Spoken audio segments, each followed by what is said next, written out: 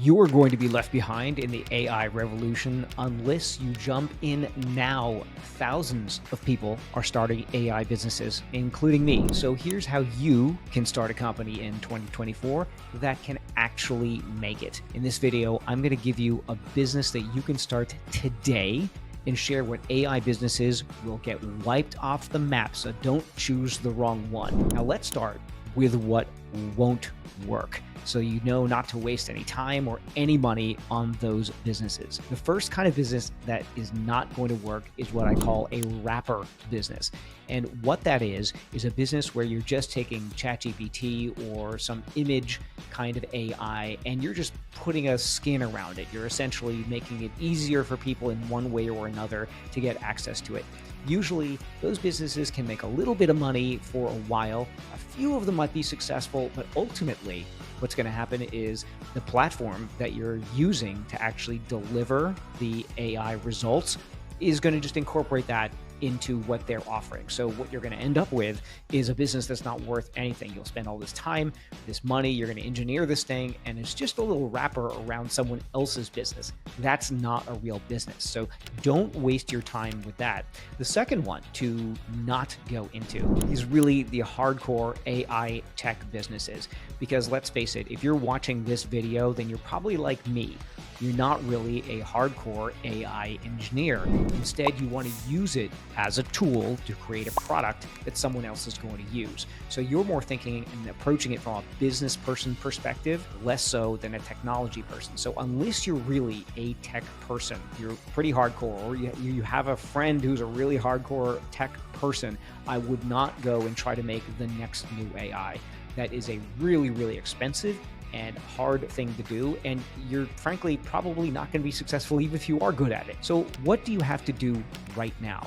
What should you do in order to actually be successful getting an AI business off the ground? So the first thing to know is that your job is not to understand every aspect of AI. The fact is, it's moving too fast for most people to understand. In fact, I have started an AI business and I can barely keep up to date with everything that's going on, even though I'm in the industry right now. So you need to understand just a few things: how it can help customers, and then understand how to sell it. That's the first thing, because what's really important is the few AI companies who are actually going to be able to help customers and actually understand how to sell are going to be the ones that succeed.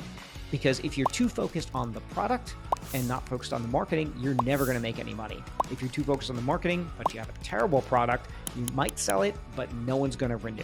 So you really have to be focused on how it can help customers and then how to sell. So you might be thinking, I understand what the customers need and I have some ideas about how to sell it, but of course, well, what about the product? Well, at this point, I want to introduce you to the concept called who, not how. It's a very important concept. As the business founder, you don't necessarily need to know how to do everything. You just need to find people who are going to collaborate with you to get it done. Now, those people can be people that you hire if you've got a little bit of money to spend, or people who you have come join your startup and they might share in the ownership of the startup with you. The point is this: as the founder, as the person who's starting an AI startup, what you need to do is focus on the customer need and how to get paid, and find other people to make sure that it gets done. Because if you're trying to do all of those things, you are not going to succeed. Now, some people will say, this is totally wrong. Raj, you're completely backwards about this. You have to build the product first and you have to be a product person. Well, I disagree. I think that is true if you're building one of those real tech, hardcore AI tech platforms, but that's not what we're talking about here. What we're talking about is actually making it accessible to customers in the marketplace, not inventing new technology. So with all that said, what is the easiest business to start? How can you get started right away? Well, the first and most easy thing to start is consulting in AI. The fact is that if you put in just a few hours of starting to understand this stuff, a few hours a week, of getting more and more familiar with the concepts and how people can use AI, a consulting business is a great way to get your toe dipped in the water of AI and also make some money pretty quickly. And the reason is that there's such demand for understanding this and understanding how especially businesses can apply AI in their business, that they are paying consultants to come in and look at their business and say, how can we use AI? So one of the quickest ways to get money in the AI space is to start a consulting business. Now, if you ultimately want to run a product business, I still think using consulting to bridge over until you create the product is a great way to do it, because you'll really know the questions that customers have. If you get a consulting engagement, even if it's relatively small, a few $1,000s, what you're doing is you're getting important information. That information is, what do businesses really care about and what do they want? So when it comes time for you to actually make a product, you're going to make something that's super targeted and has a much higher chance of succeeding. But a word of warning, unless you've created a software as a service product before, if you've created software, if you've created some internet products before, then maybe you can jump into coding early on. But do not try to hire engineers if you've never done this before and try to develop this whole new technology, this whole new product from the beginning without validating it with customers actually paying you money. All you're going to do if you start hiring developers is just burn a big pile of money. You're going to take a big pile of cash, you're going to light it on fire because you haven't proven that anyone actually wants what you're building. So don't spend a bunch of money until you validate it. Now, I'm going to tell you two other things because no one else will tell you, and I will because I've started 5 different companies, so I've seen this again and again. And these are things that will trip people up.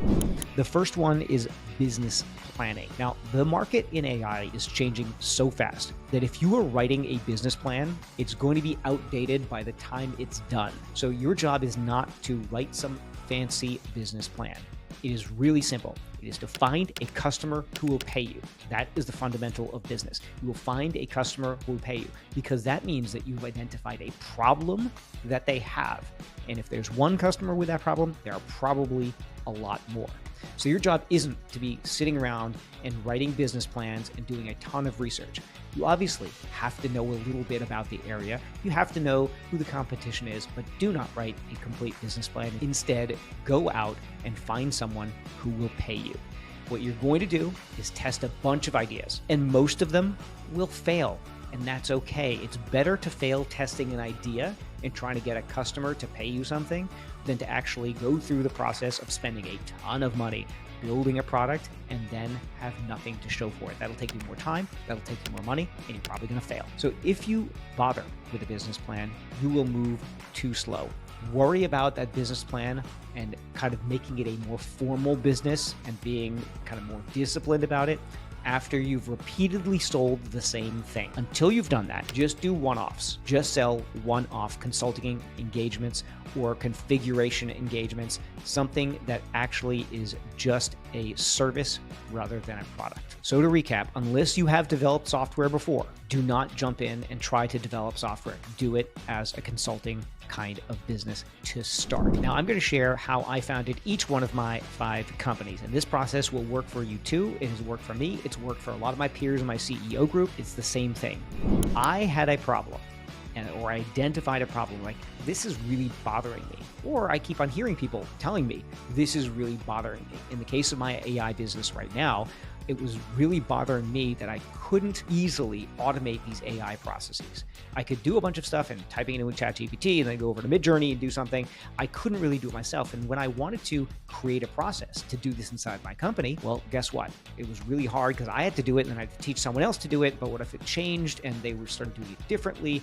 It got to be a real problem. So I had this problem. So that was step 1. Step 2 is I validated that there was a need for the product with people who I know. So I started calling up other folks. I called my friend who runs an agency. He's like, are you having this kind of problem? And he said, yeah, my marketing agency had this problem all the time. Okay, check. There's one more validation point. I called a different kind of business and another services business. Do you have this problem? Yes, they had this business. And I kept on talking to people who said, if only I could have this problem solved, I would pay for it. So now I validated that there's a desire for the product. And the next thing I did was start validating it with people I don't know. So people that you know might want to, I don't know, make you feel good and say, oh yeah, that's a great product idea. But instead, if you, number one, talk about the problem, not the solution, and number two, validate it with people you don't know, guess what? You can use Twitter, you can use LinkedIn. People you don't know, they're more likely to give you a real answer. So that's the validation. And that step has served me really, really well with every company that I've started.